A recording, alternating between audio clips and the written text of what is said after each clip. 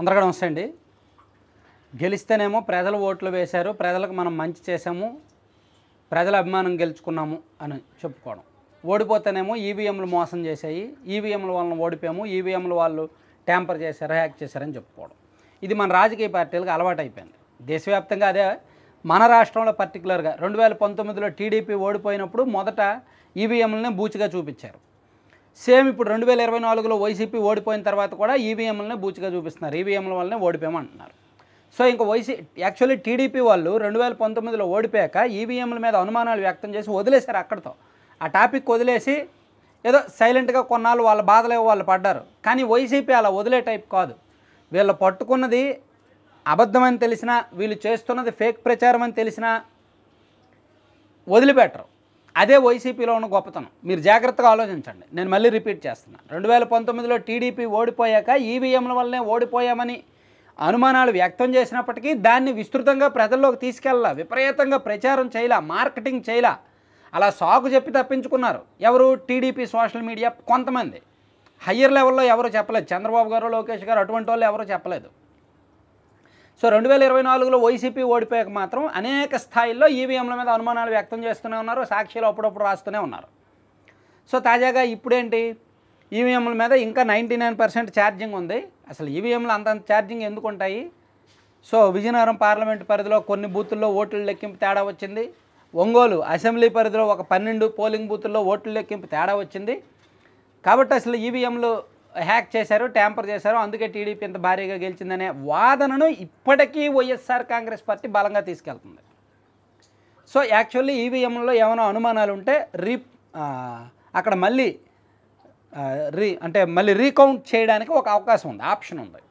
దానికి ఎన్నికల సంఘం కొన్ని మార్గదర్శకాలు జారీ చేయడంతో దాన్ని అనుసరించి కొంతమంది అభ్యర్థులు దానికి సంబంధించిన నిర్ణీత ఫీజు చెల్లించి వచ్చారు. సో ఇప్పుడు ఈసీ ఏమో మీ ఫిర్యాదులు వెనక్కి తీసుకోండి, ఈవీఎంలు మేము కౌంట్ చెయ్యము అని చెప్తుందని వైసీపీలో ప్రచారం చేస్తున్నారు. యాక్చువల్లీ అది వాస్తవం కాదు. ఈ నెల 25 నుంచి 28 వరకు విచారణ చేస్తామన్నది.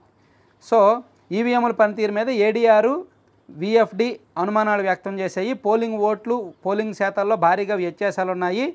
హ్యాకింగ్ లేదా మార్చడం లేదా సక్రమంగా పనిచేయకపోవడం వలన ఇలా జరిగింది అని చెప్పి సుప్రీంకోర్టులో పిటిషన్ కూడా పెండింగ్లో ఉంది.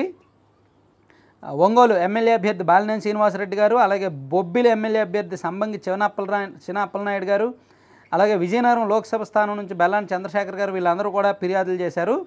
దీని మీద ఈసీ నాలుగు ఖర్చుకొని వాళ్ళ ఫిర్యాదులు వెనక్కి తీసుకోమని ఆదేశించింది అని అన్నారు. యాక్చువల్లీ నాలుగు ఖర్చుకొని ఫిర్యాదులు వెనక్కి తీసుకోమని చెప్పలేదు. ఫిర్యాదులు వెనక్కి తీసుకోండి అని అనడం కాదు. అక్కడ కోర్టులో విచారణ దశలో ఉంది కాబట్టి దాని మీద ప్రస్తావించింది.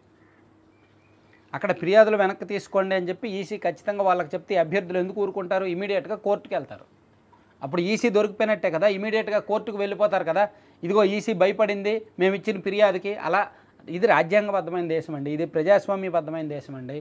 ప్రతి ఒక్కరికి కూడా ప్రశ్నించే హక్కు ఉంటుంది. మన రైట్, మనకి ఎన్ని ఓట్లు వచ్చాయి అవసరమైతే రీకౌంటింగ్ జరపడం అనేది అభ్యర్థి రైట్. ఆ రైట్ని ఈసీ అలా అంత సిల్లీగా మీరు ఫిర్యాదు వెనక్కి తీసుకోండి అనే అంత సిల్లీ కాదు వ్యవహారం. అదంతా చట్టబద్ధంగా జరిగే వ్యవహారం.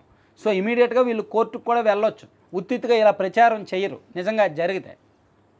సో ఇక్కడ మొదటి నుంచి కూడా ఈవీఎంలో ఈ 12.5% ఓట్లు తేడా వచ్చేది కూడా ఫేక్ ప్రచారమే, ప్రోపగండానే. ఆ రోజు సాయంత్రం 6 గంటలకేమో 68.5% ఓటింగ్ ఉంది, 68.04% ఓటింగ్ ఉంది సాయంత్రం 6 గంటలకి. సాయంత్రం 6 గంటల ఓటింగే వీళ్ళు పట్టుకున్నారు. ఆ తర్వాత 6 గంటల తర్వాత ఎంతమంది లైన్లో ఉన్నారు? అర్ధరాత్రి 1 గంట అప్పుడు 2 కూడా చాలామంది ఓట్లు వేశారు కదా, మరి వాటిని కౌంట్లోకి తీసుకోరా?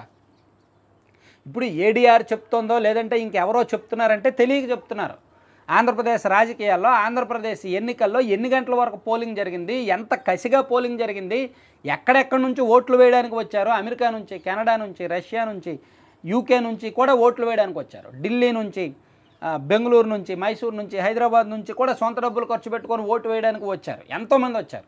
సో వాళ్ళందరూ అంత కసిగా వచ్చి అర్ధరాత్రి వరకు లైన్లో ఉండి ఓటు వేశారనే విషయం ఏడీఆర్కి తెలియదు.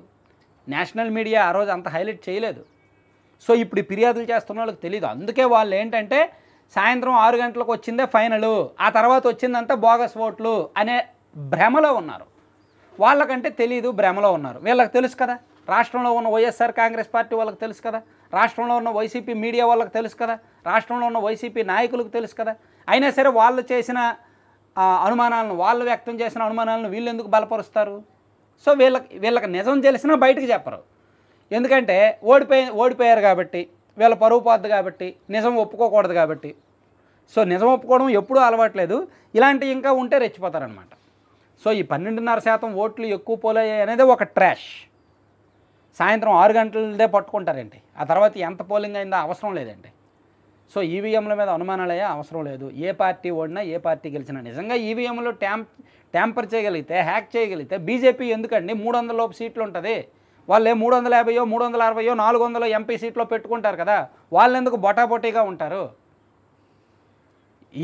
ఈ దేశంలో ఈవీఎంలు హ్యాక్ చేయగలిగితే ఫస్ట్ చేసేది బీజేపీనే. ఢిల్లీలో అసెంబ్లీలో వాళ్ళే గెలవడానికి వాడుకుంటారు, పశ్చిమ బెంగాల్ అసెంబ్లీలో వాళ్ళే గెలవడానికి వాడుకుంటారు, కర్ణాటక అసెంబ్లీలో వాళ్ళే గెలవడానికి వాడుకుంటారు ఆ టెక్నాలజీని. వాళ్ళకి ఆ టెక్నాలజీ లేదు కాబట్టి, అది ఇంపాసిబుల్ కాబట్టే బీజేపీ వాళ్ళు దాన్ని వాడుకోవట్ల. ఏదో ఉత్తుత్తి ప్రచారం, సుత్తి ప్రచారాలు చేస్తారంతే. Thank you.